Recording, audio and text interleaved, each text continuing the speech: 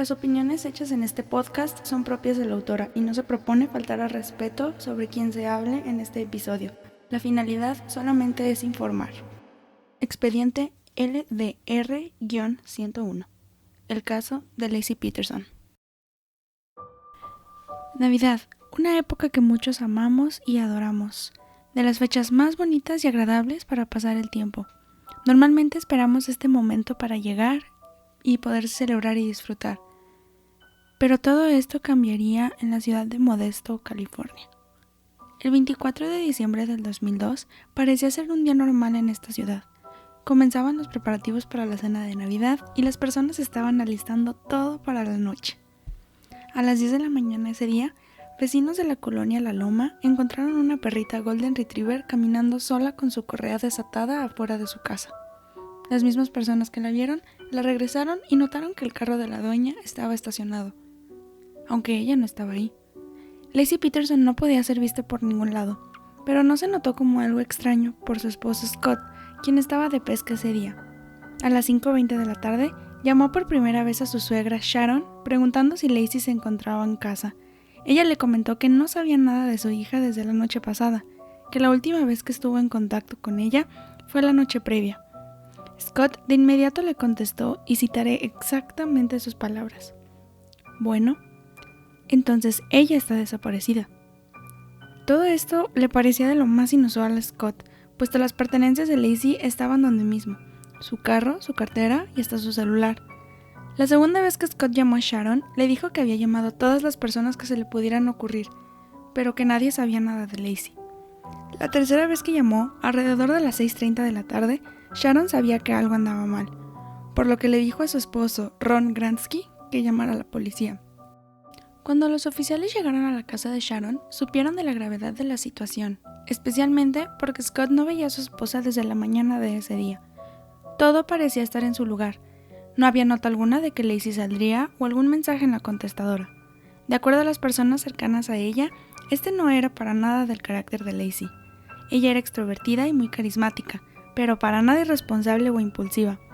Era casi imposible que este tipo de cosas las causara ella, ya que era muy estricta en la época que estaban. Recordemos que esto sucedió en Nochebuena del 2002. Pero lo más extraño de todo esto es que Laci desapareció cuando estaba embarazada de 8 meses.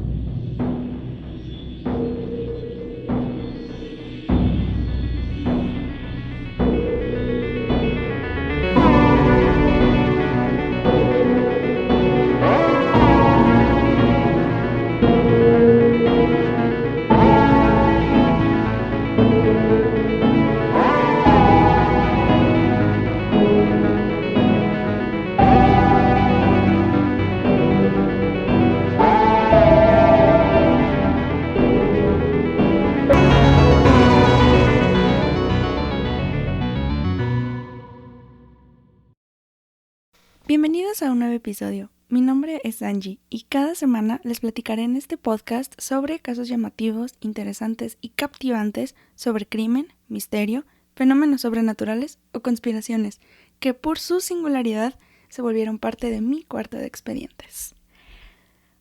¡Qué emoción! Es el primer episodio. Estoy muy contenta porque se está empezando esto, se está por fin dando forma. Y bueno, como lo mencioné anteriormente, yo soy Angie y les voy a estar platicando un poquito acerca de casos que me llaman mucho la atención y que me gustan. Y qué mejor manera de empezar que hablando acerca de Laci Peterson, que para quienes no sepan, les di un poquito de contexto. Esta chica desapareció el 24 de diciembre del 2002 y no nada más por esto, sino la singularidad del caso es porque para mí no hay como aún una manera de que esté resuelto al 100%. Para mí esto queda con muchas dudas, queda con muchas inconsistencias y deja la puerta abierta para varias opciones, a lo que a mi parecer no se convierte totalmente en justicia lo que se hizo.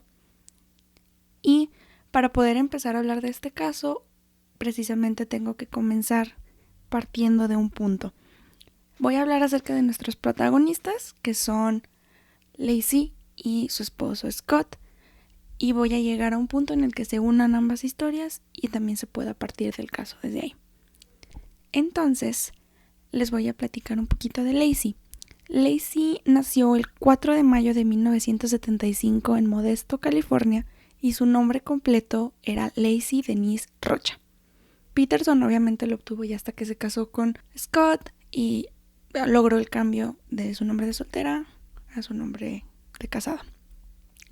Peterson vivió durante 2 años en Escalón, que es un pueblo cercano a Modesto, porque era donde su papá tenía una granja dedicada a lácteos, que eran la leche, queso, crema, etc. Y fue donde creció hasta que sus padres se divorciaron cuando ella apenas había cumplido los 2 años de edad y decidió mudarse de regreso a Modesto su madre junto con su hermano Brent. Y ahí Sharon conoció a su segundo esposo Ron Gransky y fue quien cuidó de Lacey como si fuera su propia hija. De hecho, Dennis también se casó por segunda vez y tuvo una hija cuando Lacey tenía 6 años. Pero la verdad, esta relación que había entre Lacey, Sharon y Denise fue muy buena porque no hubo fricciones ni nada, solamente cada quien se fue por su lado y hubo ese tipo de conexión. Lacey asistió a la primaria Sonoma, la secundaria La Loma y la preparatoria Downey, donde de hecho era de las chicas populares, y esto era porque era porrista. Pero por lo mismo se organizaban fiestas después de los partidos de fútbol de la escuela. Y aunque ella era de las personas más conocidas, también era de las más queridas, porque quienes la conocían decían que era una chica llena de energía, siempre estaba de buen humor, contagiaba la buena vibra que cargaba y pues siempre trataba de ser la mejor, decirle a las personas lo que de verdad tenían que ser y cómo poder ser mejor como ella y así poder llevar una buena armonía alrededor de su círculo social. Lacey, de hecho, gracias a su bonito carácter, conoció a su primer novio a los 16 años llamado Kent Gaines. Él, de hecho, era 2 años mayor que ella y eso no le impidió que se conectara rápido con él y encontraron la manera de poder llevar a cabo todo de una manera espectacular de acuerdo a fuentes cercanas. De hecho, de la manera tan bonita que llevaban la relación, Lacey llegó a llevar a Kent a la granja de su papá, donde le enseñó distintas actividades, como manejar una camioneta todoterreno, darle de comer al ganado y entre otras actividades que hicieron que él también creciera de una manera profesional. Lacey se graduó en 1993 de la preparatoria Downey y se mudó a San Luis Obispo, en California, para estudiar en el programa de horticultura, que esto es todo lo que está relacionado a la técnica que puede aplicarse en de ciencia, tecnología, negocios, todo este tipo de fuentes para el crecimiento de las hortalizas de los huertos. Y de hecho, al momento de ser aceptada en este programa, se fue a la Universidad Politécnica de California, o como se conoce normalmente en Estados Unidos como Cal Poly. Ella y Kent decidieron comenzar a vivir juntos en Morro Bay, que se encuentra a 40 minutos de esta escuela. Y no hubo problema entre Sharon y Denise porque sabían el tipo de persona que era Lacey, el tipo de persona que era Kent y que eran chicos responsables, que no iban a cometer ningún tipo de cosas que fueran a dañar el uno al otro. Por eso había como este tipo de manera de poder llevar a cabo la dinámica entre ellos dos.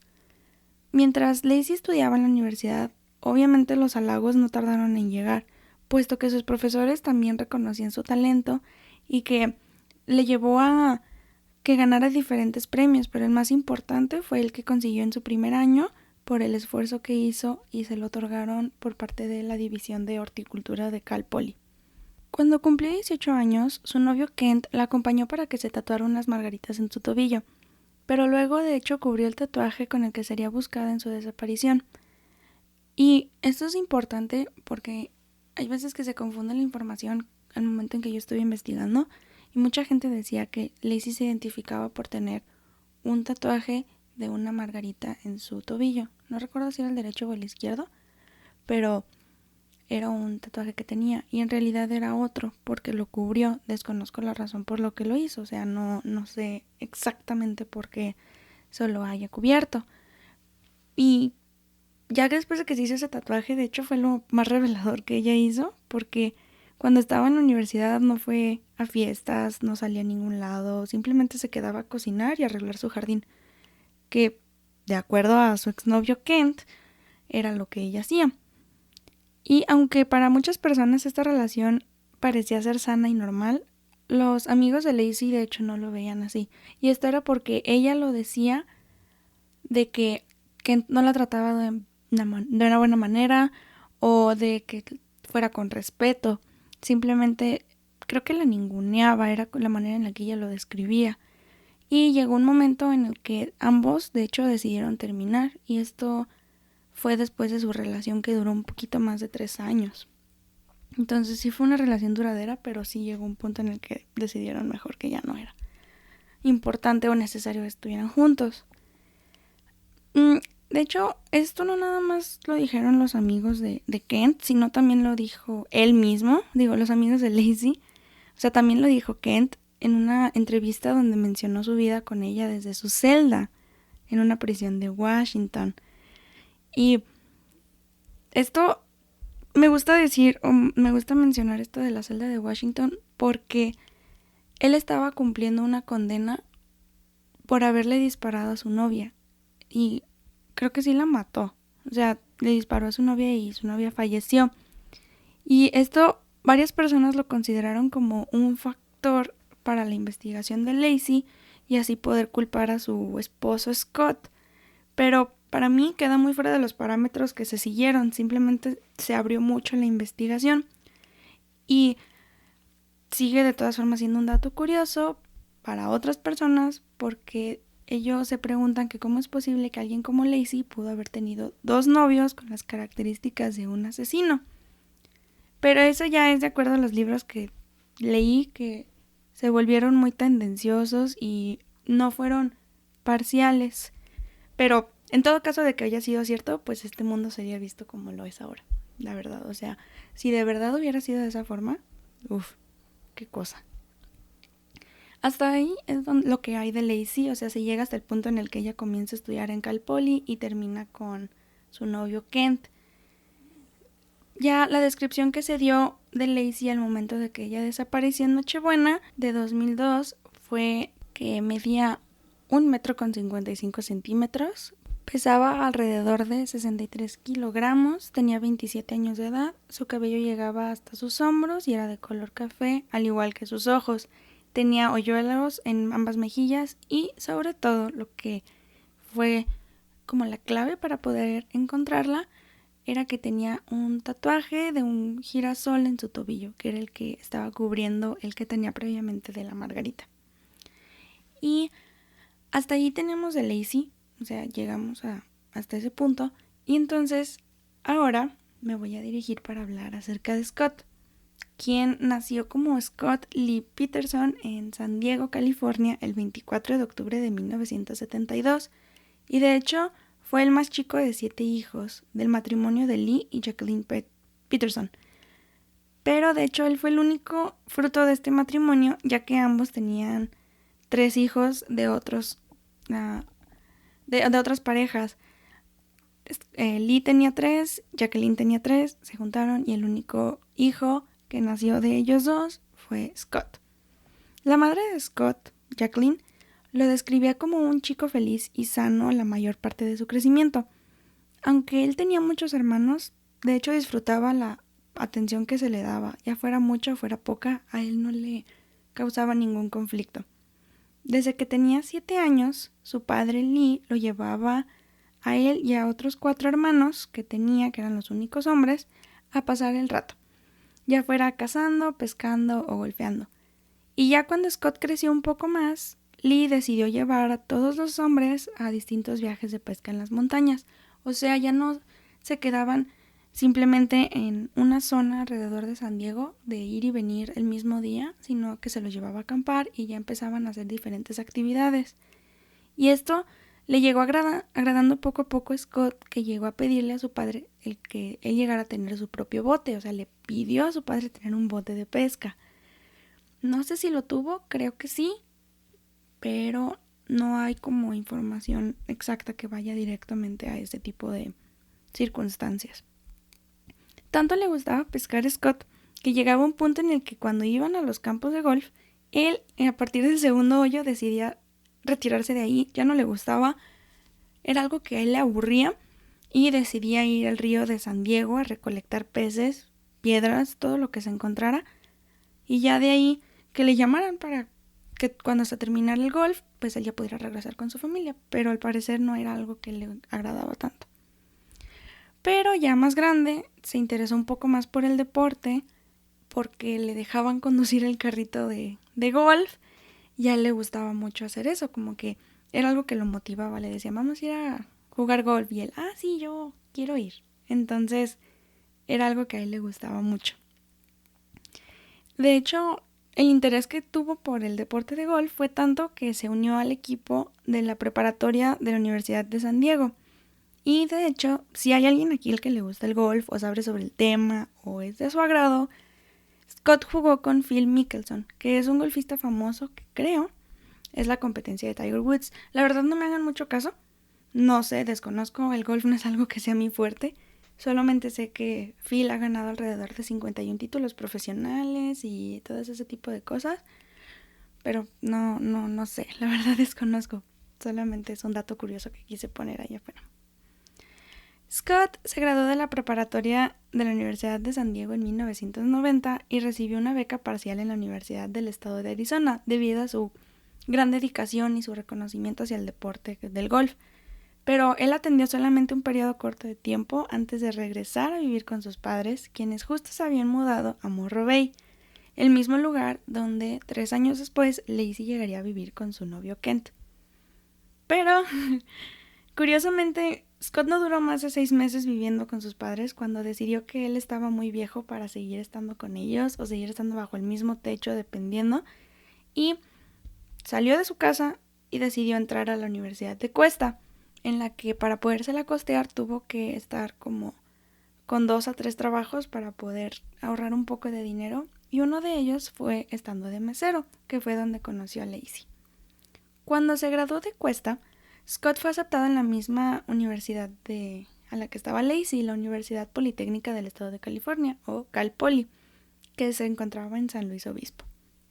Y de hecho, Lacey estaba en el programa de horticultura y Scott entró al área de agricultura, que en Estados Unidos es necesario como siempre tener una licencia para poder practicar cualquier tipo de actividad, ya sea en el campo, en la ciudad o como sea, pero siempre se debe tener como el respaldo para poder ser practicante en un grado profesional y de comunicación. Y de hecho quiero hacer un pequeño paréntesis porque creo que es un poco confuso esto, pero también considero que es importante explicarlo. En Estados Unidos, cuando alguien termina la preparatoria, el bachillerato, como sea que lo llamen, hay que cursar 4 años preparativos en lo que se llama college, que es donde la gente obtiene lo que aquí en México se le conoce como una licenciatura, que en Estados Unidos es el bachelor's degree, y el major y todo ese tipo de cosas, para después poderse especializar a alguien al área a la que quiera llegar, que en este caso, pues de Lacey, horticultura, Scott, agricultura. Pero creo que es un pequeño dato que quise dar allá hacia afuera, porque hay veces que se revuelven los datos y uno dice, es que ¿cómo es posible que estuviera en una universidad y después estuviera en otra? ¿Cómo está eso? Entonces, por eso mismo fue. Pero continuemos. De la vida de Scott, la verdad no hay mucha información, y esto es porque Sus padres estuvieron, no escondidos, pero se estuvieron resguardando de la prensa durante mucho tiempo porque no querían que se siguiera dando a saber o dando a entender que su hijo Scott estaba siendo culpable o era culpable de todo lo que estaba pasando alrededor con Lacey. Y es entendible, o sea, sí comprendo esa parte porque hay veces que la prensa es tan amarillista que de alguna manera tratan de hacer a alguien directamente el villano, quieren convertir a alguien directamente en el villano.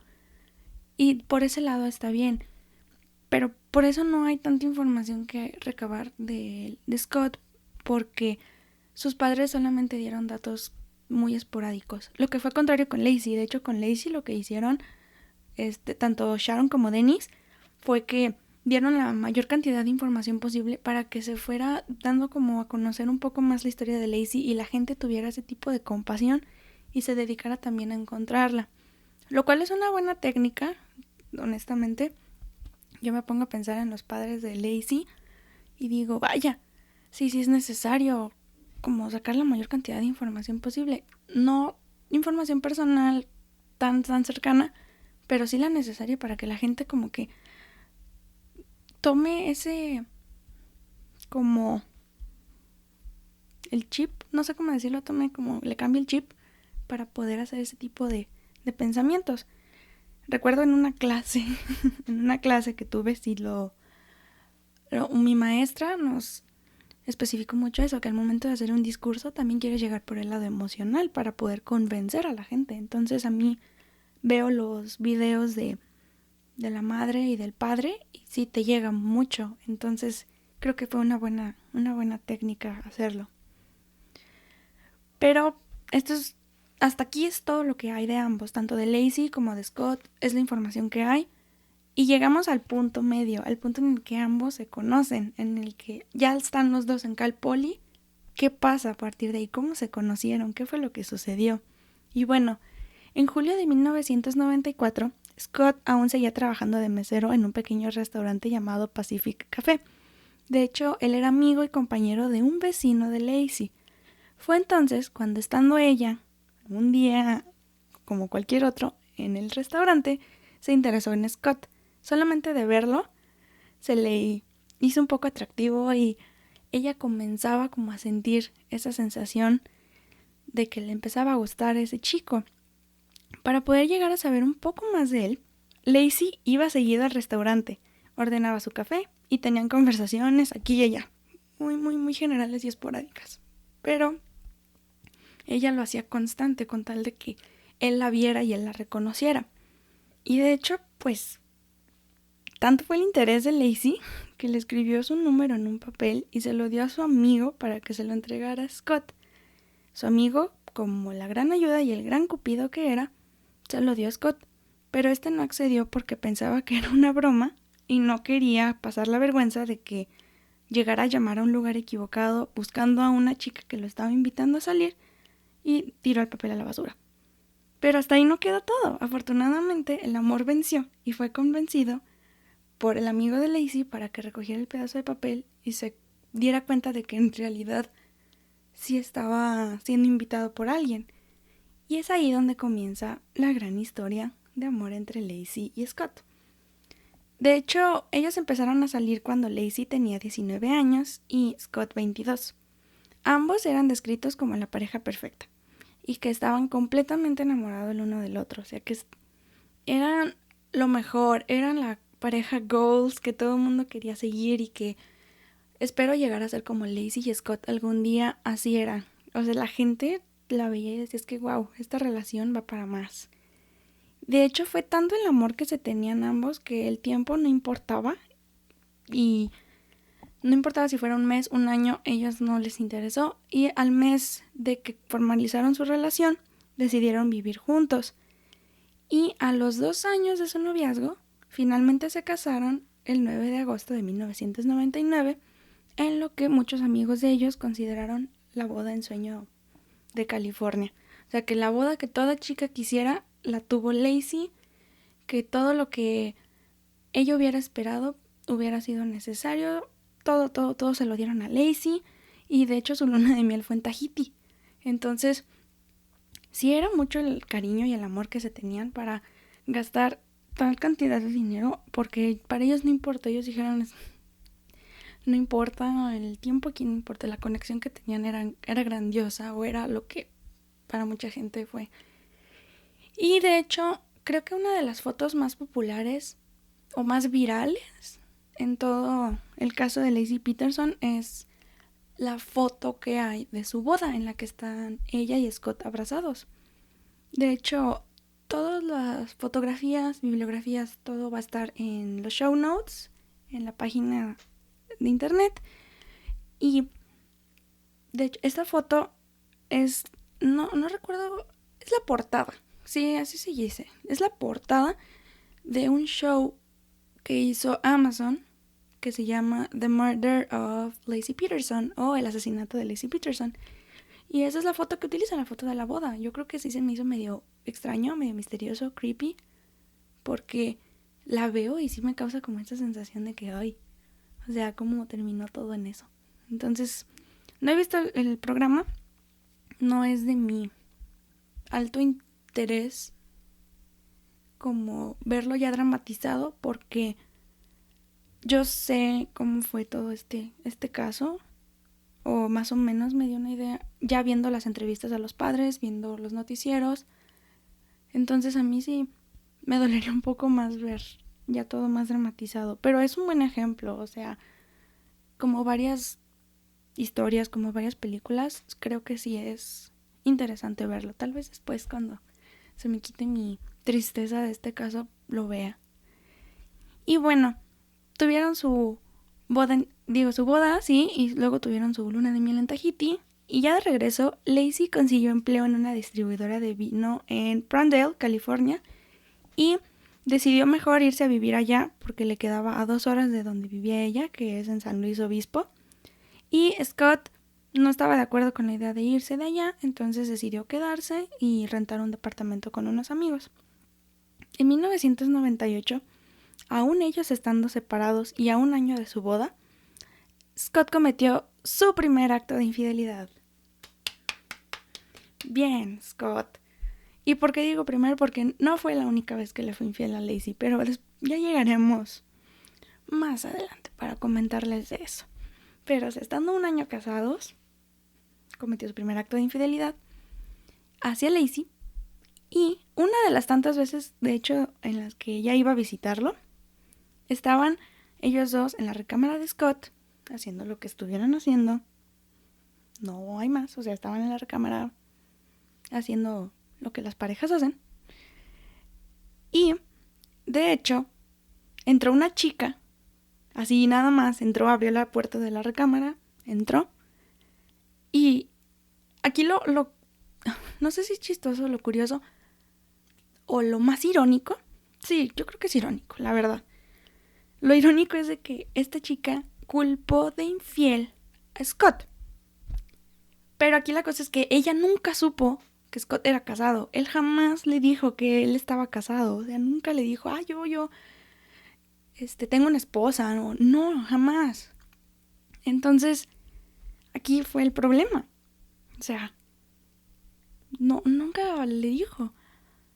Pero todo esto quedó como entre nada más Laci, los amigos que compartían el departamento, y Scott, porque nunca se supo de esto hasta que Scott lo admitió a la mejor amiga de Laci, llamada Heather Richardson, cuando estaba siendo él investigado. Pero si no hubiera pasado nada, él se lo hubiera llevado a la tumba y yo creo que no hubiéramos sabido de esto. De hecho, no pasó mucho del incidente. O sea, ambos se reconciliaron y dieron borrón y cuenta nueva a su relación. Simplemente siguieron adelante y aquí no pasó nada. Lo cual a mí se me hace, amiga, date cuenta.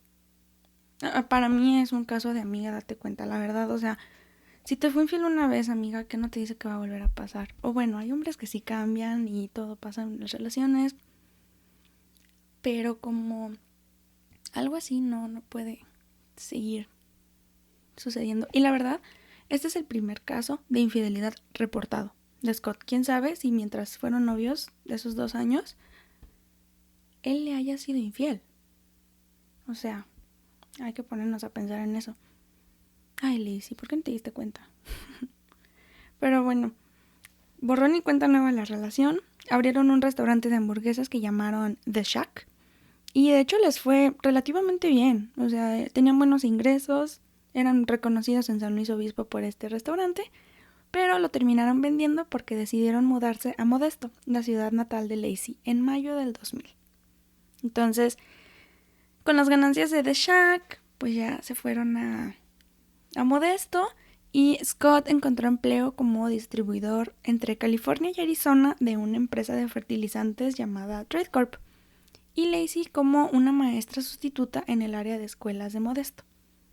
Desde ahí, como que su vida dio un giro, cambió para bien, y en la época de Navidad los Peterson decidieron comenzar a organizar fiestas, y que al parecer, de acuerdo a residentes de Modesto, era lo mejor de la ciudad. Y tanto estas fiestas eran cada vez más buenas y estaban mejor organizadas, que la popularidad y la reputación de la familia iba de mejor en mejor. De hecho, si eras invitado a las fiestas de Lacey, eras una persona afortunada, porque como Modesto es una ciudad pequeña, como que a la gente le gustaba ser invitada y siempre esperaba ser invitada. Entonces, si eras parte de estas organizaciones y parte de las festividades, wow, lo mejor. Y bueno, Lacey tenía un carácter que la distinguía bastante bien. Era extrovertida, era carismática, pero a la vez calmada, linda, dulce. La anfitriona perfecta para quienes atendían sus reuniones anuales. Muchos llegaron a describirla así, como la anfitriona perfecta de las fiestas de Navidad. Lacey era la chica en sueño, básicamente. Todo el mundo deseaba tenerla como amiga, y más que nada era porque ella irradiaba a kilómetros de distancia la gran energía que ella tenía. O sea, era una chica súper, súper linda y muy, muy querida por varias personas. Pero la vida de los Peterson volvió a dar otro giro inesperado, porque llegó el momento en el que Lacey tanto estaba esperando que sucediera esto. Después de estar intentando por 2 años, ella anunció su embarazo en junio de 2002. Fue uno de los momentos más felices de su vida. Se preparó tanto para ello y estuvo realizando actividades tan peculiares y tan específicas solamente para poder tener a su pequeño bebé que venía en camino y que iba a ser niño. Entonces decidió qué nombre iba a ser Connor. Pero este tiempo nunca llegó, ya que en Nochebuena de 2002 no se volvería a ver a Lacey. De hecho, el día que ella desapareció, decidió sacar a pasear a su perrita Mackenzie, quien después fue encontrada caminando sola en el parque del vecindario La Loma, y la regresaron a su casa a los vecinos como si nada hubiera pasado. Scott, por su parte, había decidido ir a pescar a la bahía de San Francisco, localizada a 1 hora y media de Modesto. Él comentó que fue a su almacén de negocios, y eso lo encomillo porque está muy extraño eso de almacén de negocios, porque no lo sé, no, mucha gente pensaba que no tenía por qué ser llamado almacén de negocios, porque de hecho era donde él iba a ir por su bote y lo iba a tomar, lo iba a enganchar y se iría rumbo a la marina de Berkeley. A partir de ahí, de ese instante en el que tomaron rumbos distintos, ninguno supo del otro y perdieron contacto por completo. Curiosamente, Scott regresó alrededor del mediodía a su casa, y digo curiosamente porque en su declaración mencionó que solamente estuvo pescando 90 minutos, que es el mismo tiempo que se hace de Modesto a la marina. Entonces, no concuerdan como los tiempos, porque pues no sé, o sea, como que haces hora y media, haces 90 minutos de ida, te quedas otros 90 minutos y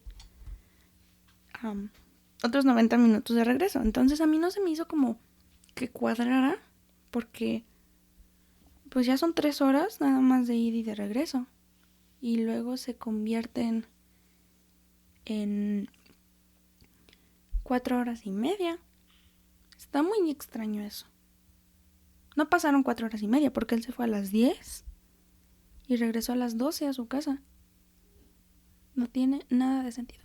Pero bueno, eso ya quedó para las autoridades de California. Al momento en que él llegó a su casa, encontró estacionada la camioneta de Lacey, una Land Rover modelo 1996, junto con su bolsa y todas las demás pertenencias. Y aquí es en donde estamos retomando el principio. Scott llamó a su suegra, Shannon, alrededor de las 5 de la tarde. Ron, el padrastro de Lacey, llamó al 911 media hora después para reportarla como desaparecida. Para mí se desencadenaron una serie de eventos que marcarían por siempre a la comunidad de Modesto. Pero no nada más eso, movería a todo un país. Esto marcó la historia de Estados Unidos. A la información que encontré, en la mayoría de los casos de personas desaparecidas existe una regla general conocida como la regla del pulgar o the thumb rule o law. Y es en donde no se busca a la persona hasta 24 horas después del reporte porque estadísticamente 9 de cada 10 casos se resuelven solos. Y es obvio o es entendible porque hay veces en las que las personas deciden abandonar su casa pero en un estado de estrés o de ansiedad y sin premeditar las cosas simplemente se van. Y regresan que a las 5 horas, a las 2 horas, a las 9 horas, o sea, es entendible esto. Pero Sharon no estaba muy de acuerdo con esta regla y comentó que era muy extraño de Lacey el desaparecer de repente y que era muy fuera de carácter de ella. Entonces, ella estaba muy feliz en su casa, su vida, y emocionada por convertirse en madre, pero sobre todo también porque estaba organizando una fiesta de Navidad que organizaba ella cada año. Entonces, para Sharon era casi imposible que esto estuviera sucediendo por la propia decisión de Lacey. Esto no podía pasar, no era probable, no. Y la investigación para buscar a Lacey se abrió el mismo 24 de diciembre por parte del detective Doug Reitner. Espero estar pronunciando eso bien, espero. Y de hecho, este detective estaba de acuerdo con las declaraciones de Sharon. Y él decía que sí, en efecto, era muy fuera de carácter de Lacey el estar desapareciendo por su propia voluntad, pero también, de acuerdo a estudios, cómo era posible que una mujer con 8 meses de embarazo de la nada decidiera irse caminando, así de la nada, porque ni siquiera se vio un taxi, un automóvil llevándosela, nada. Entonces, creían poco probable esto.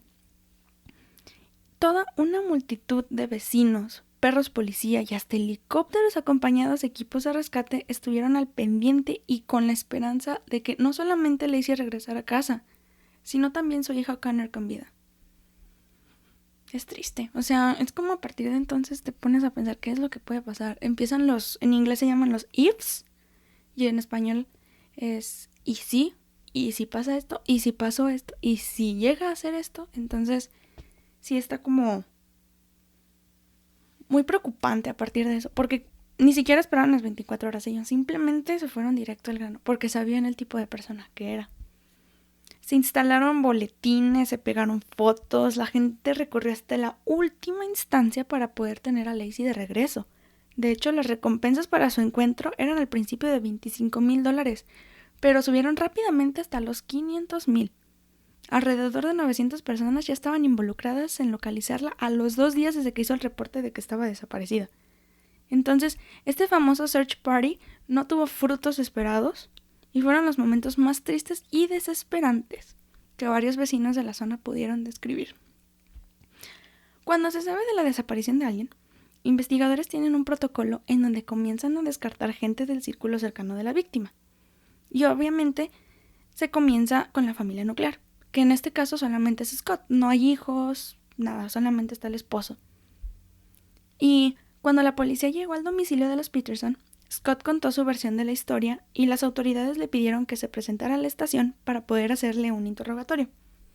A lo que él estuvo creando excusas y estaba muy distraído, aunque mencionó que estaba dispuesto a hacerlo tiempo después, que ese no era el momento para estarle haciendo preguntas, que esto fue el mismo día o pocas horas después de que se anunció a Lacey como desaparecida. Llegaron a la casa de los Peterson y le empezaron a cuestionar a Scott y él dijo no, ahorita no, joven, pero cheque al rato.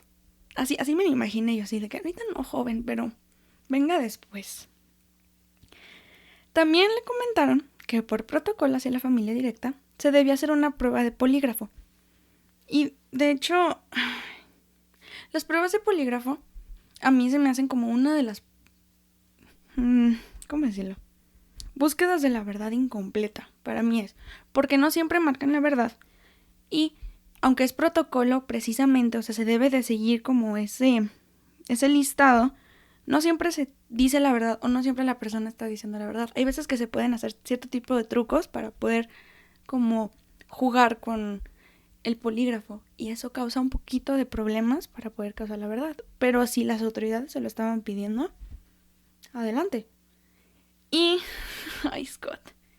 Él dijo que sus padres no querían que lo hiciera. Él así dijo. Mis papás no me dejaron hacerlo y yo no lo voy a hacer.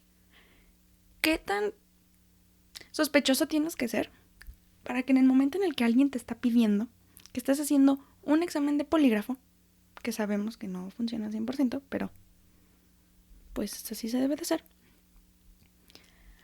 ¿Qué tan sospechoso tienes que ser o actuar o sentir que eres para que estés dando la respuesta más absurda que puedas escuchar diciendo mis padres no me dejaron hacerlo? A mí eso fue lo que me empezó a decir como espera, ¿qué estás diciendo? ¿Que tus papás no te dejaron?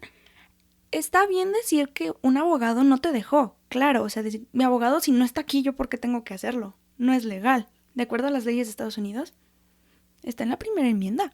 Yo no tengo por qué estar haciendo este tipo de cosas.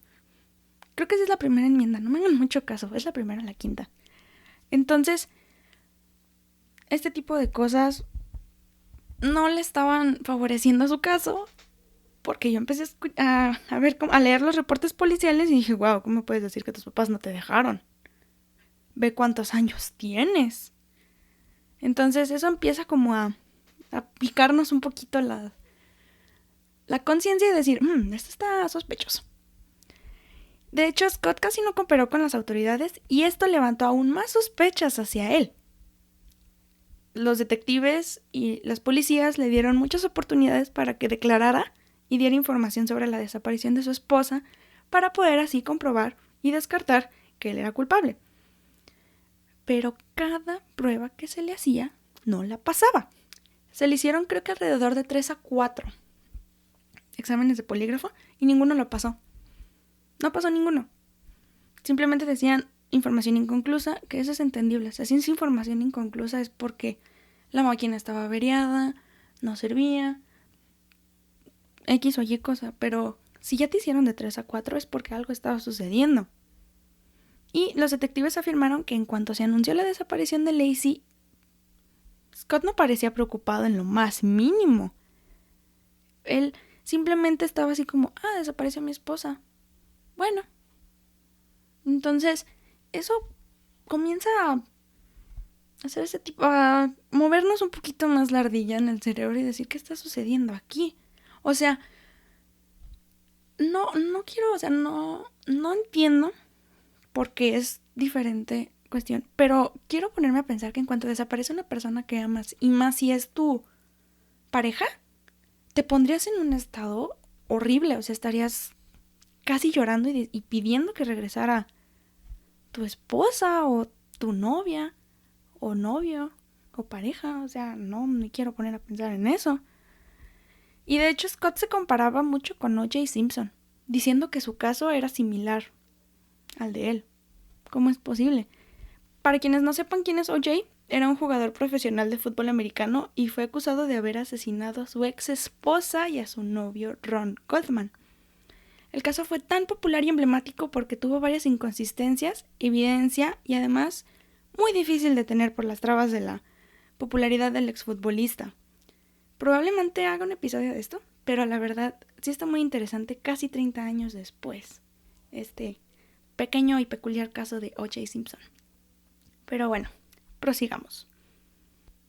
Entonces, el 26 de diciembre del 2002, oficiales llegaron a la casa Peterson con una orden judicial y el domicilio fue completamente acordonado. Ya no podían más con esto de que no quisiera declarar Scott y no les quisiera ayudar un poco más. A las 10 de la noche de ese día, el FBI comenzó a revisar los vehículos de Lacey y Scott, ya que revisaron la camioneta Land Rover y otra Ford, pero además el bote de pesca de Scott, el que de hecho fue comprado 2 semanas antes de la desaparición de Lacey y fue de suma importancia, por lo cual fue llevado al laboratorio del Departamento de Justicia de California para que técnicos forenses pudieran analizarlo. Entre los artículos tomados para futura investigación fueron 2 computadoras, en donde se encontraron fotografías y videos de carácter erótico y explícito, los cuales contenían títulos como un ensayo llamado Violando a la maestra y una historia La esposa confiesa. Las autoridades dijeron que la pornografía de Scott era, y citaré, extensa y concentrada en bestialidad y bondage, lo cual está muy fuerte, porque wow. Pero también encontraron información acerca de Viagra y corrientes de agua en la Marina de Berkeley en el buscador de la misma computadora. Entonces comienza uno a dudar y se pone a pensar, bueno, está bien, tienes tu pornografía con esos títulos. Para empezar, ya con esos títulos si te pones a pensar un poquito y dices, wow, ¿cómo es posible que tenga ese tipo de cosas? Pero bueno, es 2002, la gente aún no avanzaba tanto en eso entonces. Pero, o sea, investigar sobre Viagra y además investigar sobre las corrientes de agua en la misma marina en la que estuviste el día de la desaparición de tu esposa, eso está extraño, muy extraño. Pero no nada más encontraron eso o se llevaron eso, también sombrillas de patio, diversos artículos potenciales de ser evidencia que no fueron mencionados directamente, una bolsa de aspiradora para poder encontrar si hubo limpieza alguna y, lo que consideraron más importante, el recibo de estacionamiento de Scott cuando fue a la Marina de Berkeley para así poder comprobar su coartada. De nuevo, Marina de Berkeley, investigación de la Marina de Berkeley en el buscador, desaparición de la esposa. Algo ahí se relaciona. A partir de ese momento, no le quedaba más a la familia de Lacey que esperar alrededor de 60 días para recuperar lo que se tuviera de evidencia encontrada. Todo era a partir de aquí el buscar por cuenta propia a la mujer de 8 meses de embarazo, de la que no se sabía nada desde Nochebuena del 2002 a las 10 de la mañana. La primera teoría que se tenía de la desaparición de Lacey era que pudo haber sido abducida en las cercanías del este de la Loma en la avenida Covena, que era donde ella vivía. Pero vecinos cercanos comentaron que era de lo más inusual esto porque esa área de Modesto no era considerada como mala o insegura. Lo único que se tenía reportado era que había ocurrido un robo a una casa que se encontraba enfrente de la de los Peterson y que por conexiones y cercanía a la fecha de la desaparición de Lacey se resolvió rápido, pero siguió sin ser una teoría aceptable. Y siguió generando de hecho mucho conflicto. La historia de Lacey recorrió todo Estados Unidos y fue mencionada múltiples veces en cada estación de noticias conocida. La audiencia pedía más y más. Estaba reciente la situación del 11 de septiembre del 2001 que había sucedido meses atrás. Y la guerra de Irak tomaba fuerza. Entonces era de esperar que fibras sensibles estaban siendo tocadas. La cara de Lacey era puesta en todos lados. Su sonrisa, hay fotos, tenía una sonrisa muy muy bonita. Entonces era la que opacaba las demás noticias y hacía que se tuviera empatía hacia ella y hacia su hijo Connor. Scott hacía conferencias de prensa y tenía el respaldo de la familia Peterson, Rocha y a la comunidad de Modesto. Él no cambiaba su versión de los eventos, simplemente afirmaba que estaba en la Marina de Berkeley cuando su esposa desapareció. Modesto estaba más que unido y nunca, jamás había visto La gente hacía todo lo posible para que Lacey apareciera y regresara a casa.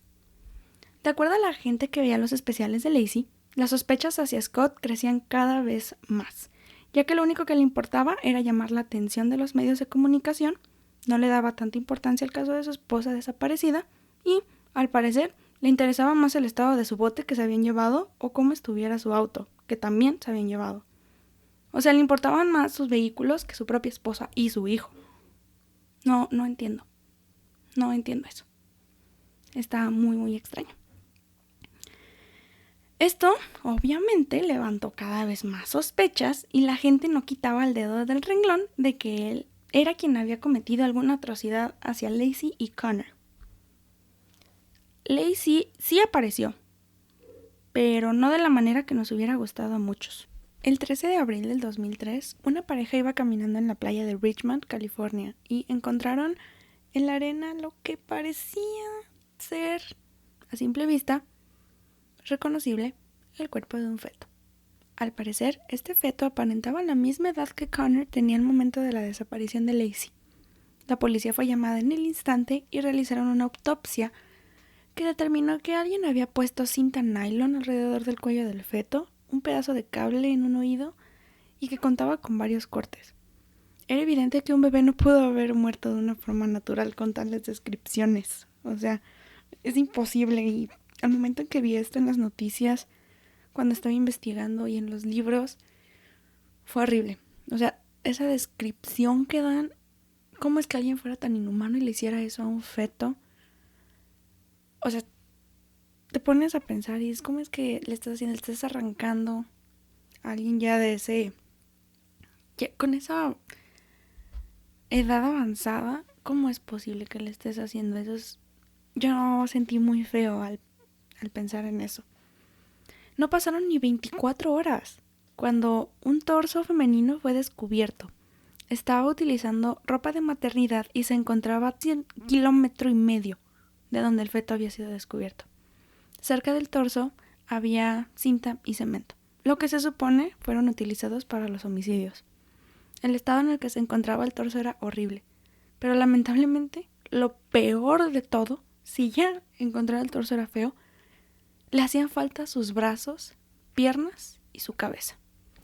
Los expertos que analizaron el cuerpo comentan que es muy probable que quien asesinó a esta persona le quitó las extremidades antes de tirar el torso a la bahía.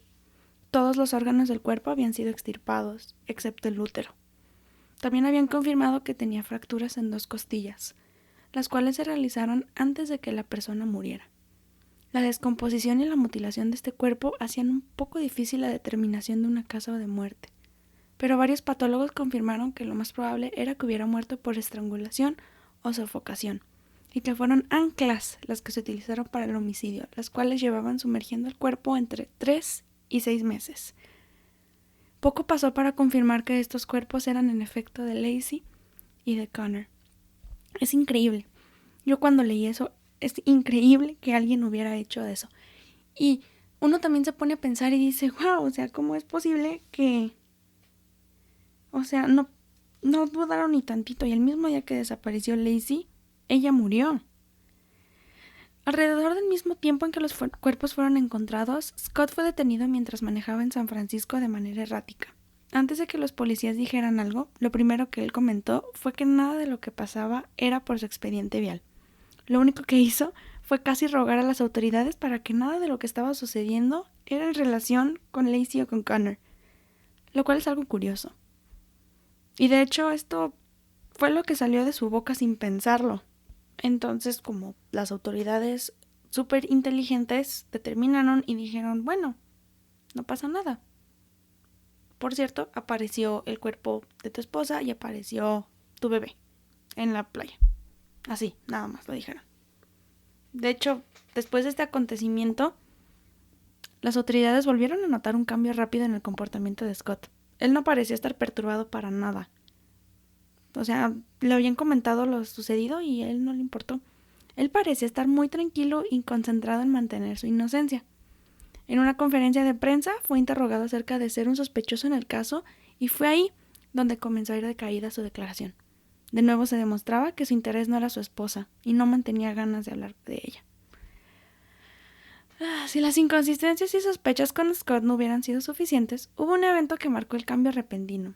Y es que, por si lo recuerdan, con tan solo 1 año de casados, Lacey y Scott vivieron separados un tiempo por el trabajo de Lacey. Él le fue infiel y esta no fue la única vez, como les dije, sino que hubo varias relaciones escondidas.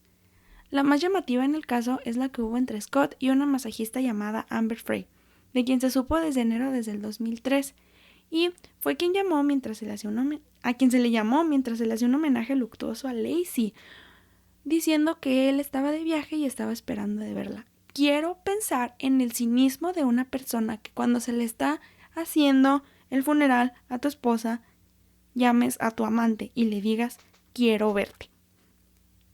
Es el ontas más estúpido de toda que he visto en mi vida, y he visto muchos ontas estúpidos. ¿Cómo es posible que haciéndole el homenaje, el funeral, estés haciendo esas cosas? No puede ser posible. Me molesta mucho eso.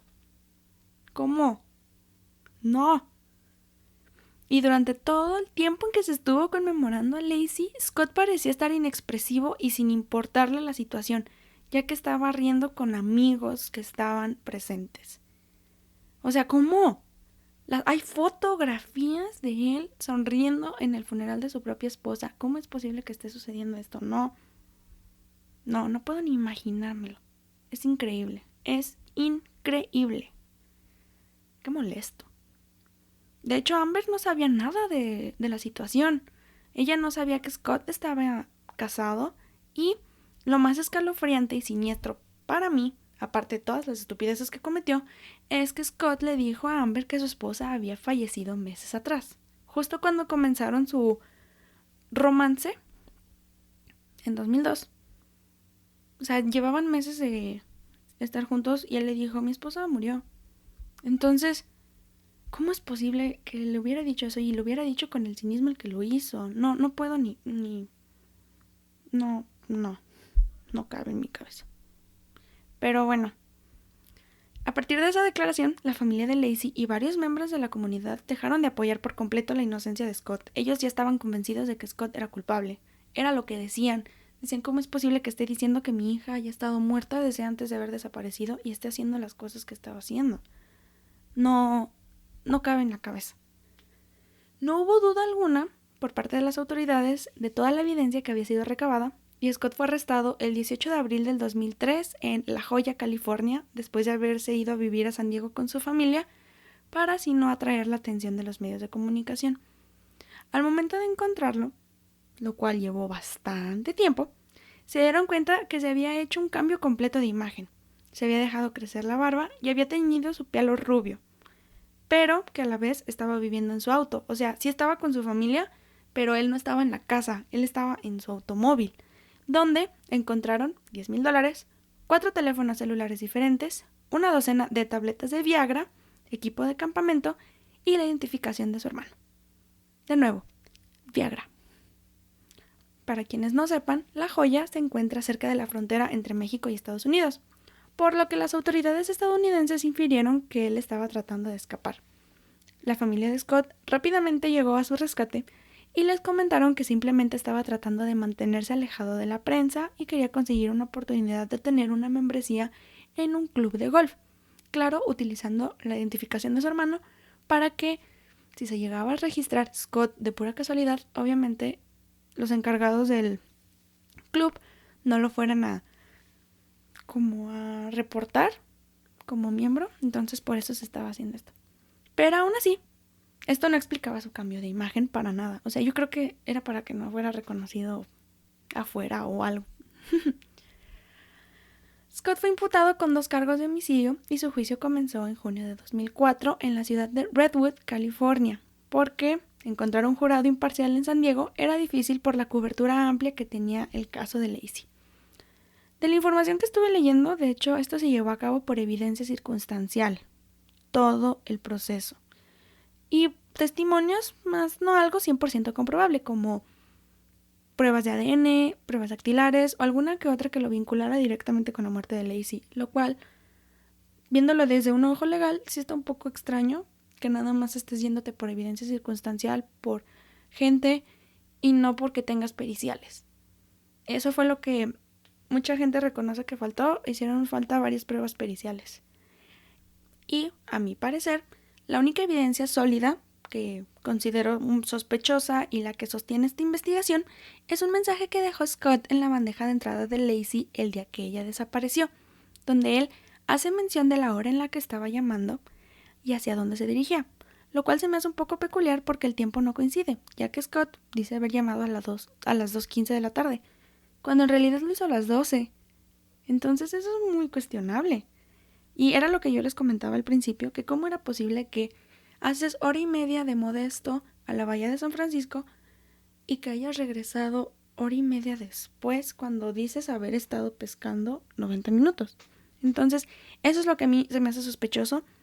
Y voy a dejar el link del video en donde Scott está diciendo, creo que hay un video, si no les dejo la cita textual, en la que Scott está diciendo O sea, hola, me estoy comunicando a tal hora y estoy en tal hora en tal lugar y me dirijo a tal lugar. Entonces está un poco como confuso eso. Pero de hecho, o sea, es lo único que yo considero que se puede sustentar. Y hubo muchas discrepancias en el caso y la evidencia, ya que no toda se presentó. De hecho, el juez encargado en el juicio negó la admisión de que Scott se tenía como disfunción eréctil, lo cual va con el Viagra. O sea, él de hecho sí tenía disfunción eréctil. Y el hecho de que estaba comprobado por perros policía que el cuerpo de Lacey había estado en el bote de pesca de Scott, pero no fue tomada en cuenta por falta de pruebas. De nuevo, la evidencia que les comenté de la pornografía en la computadora junto con 4 títulos universitarios, los cuales al preguntarle a Scott, él mencionó que eran una broma entre él y Lacey, tampoco fueron admitidas para completar la carpeta. Entonces, ¿cómo es posible que se haya visto esto? No lo sé, pero esa es una de las tantas discrepancias del caso. Las declaraciones de Amber Frey no se presentaron ante el jurado del caso por motivo de crimen, pero el fiscal sí mencionó el amorío como causante del mal carácter de Scott y las más de 30 horas de llamadas telefónicas entre Amber y Scott que fueron rastreadas por las autoridades.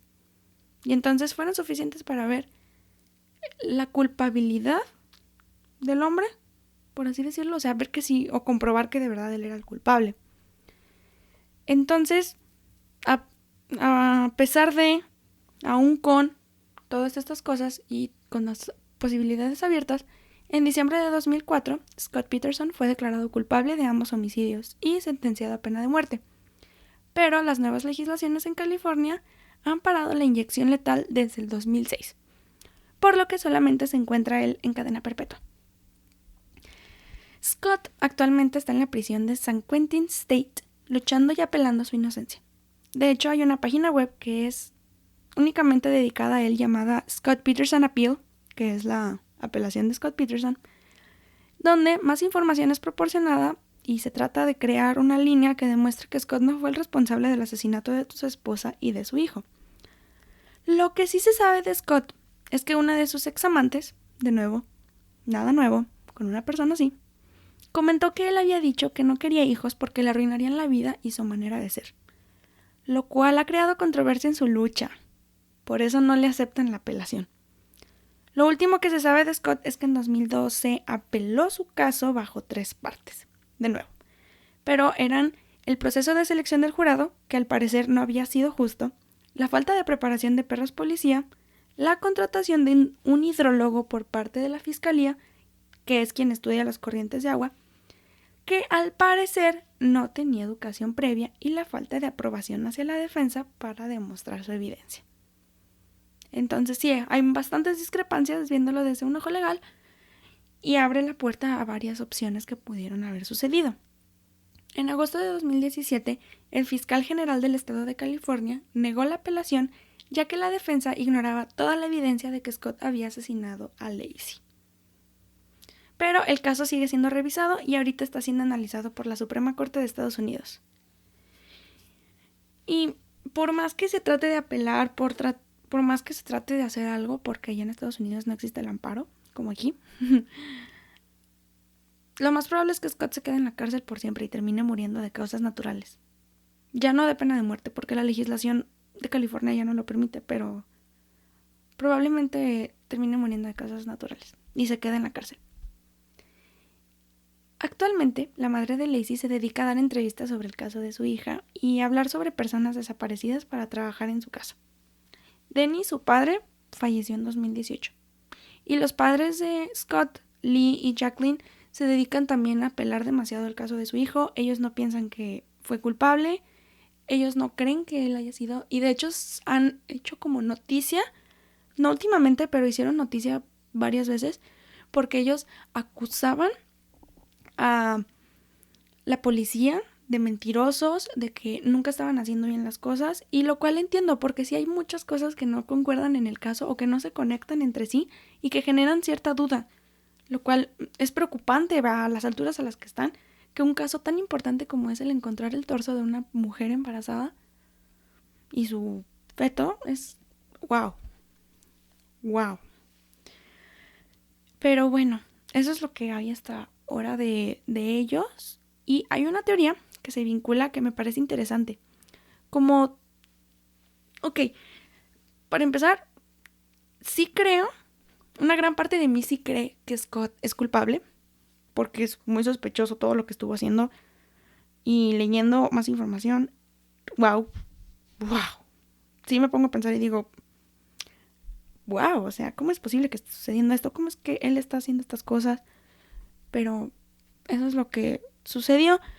Sí, una cantidad, si lo vemos porcentualmente, como el 90% de mí cree que Scott es culpable, pero hay ese pequeño 10% que me hace dudar sobre la realidad de las cosas.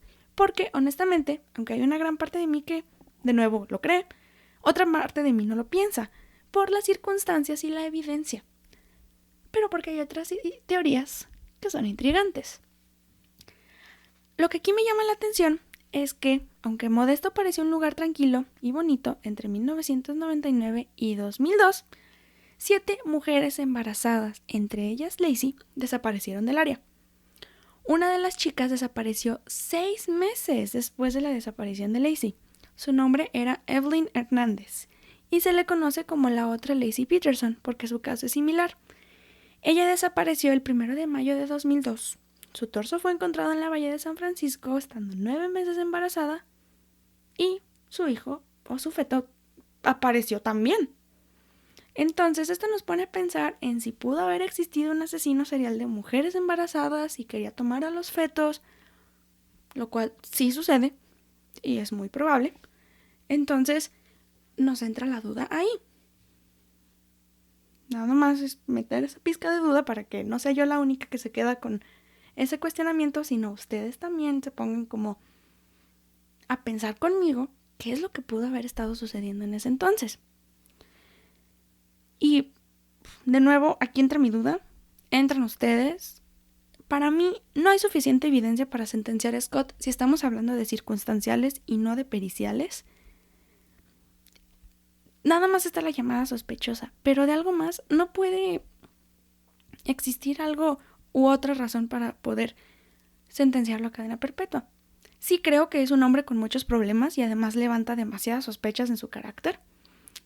Este caso me dejó con muchísima duda por eso mismo y pensando acerca de lo que sucedió, si de verdad fue un asesino en serie, si Lacey pudo haber sido asesinada por alguien, se la pudieron haber llevado, si fue de verdad Scott, qué fue lo que hizo.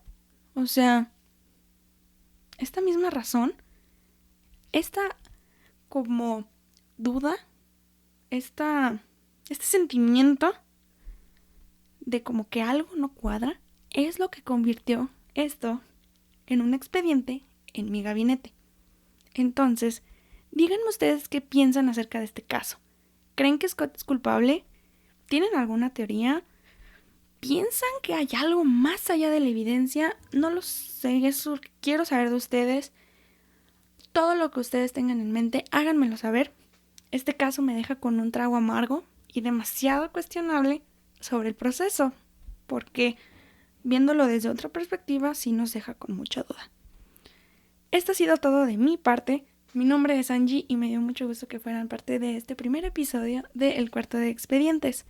Háganme saber cualquier cosa, lo que ustedes quieran hacerme ver, en nuestras redes sociales y comencemos una gran conversación.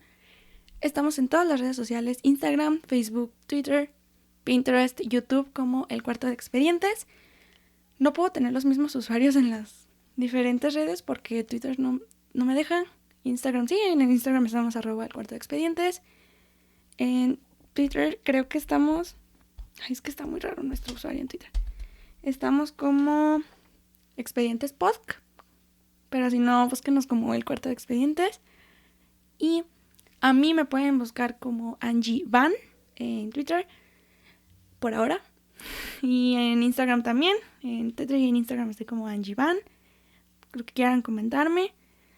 Esto es más que bienvenido a cualquier tipo de información. Y si ustedes quieren saber un poco más del caso de Lacey, les voy a dejar la página de internet de Scott. Por si quieren, o sea, si ustedes piensan que Scott no es culpable, les voy a dejar la página. Si ustedes creen que más, les voy a dejar los libros que se encuentran en Google Books, no completos, pero la mayoría de la información sí la encuentran luego ahí. Todos los reportes policiales, la autopsia también se las dejo, toda la información se las voy a poner. Muchísimas gracias por escucharme y nos escuchamos la próxima semana.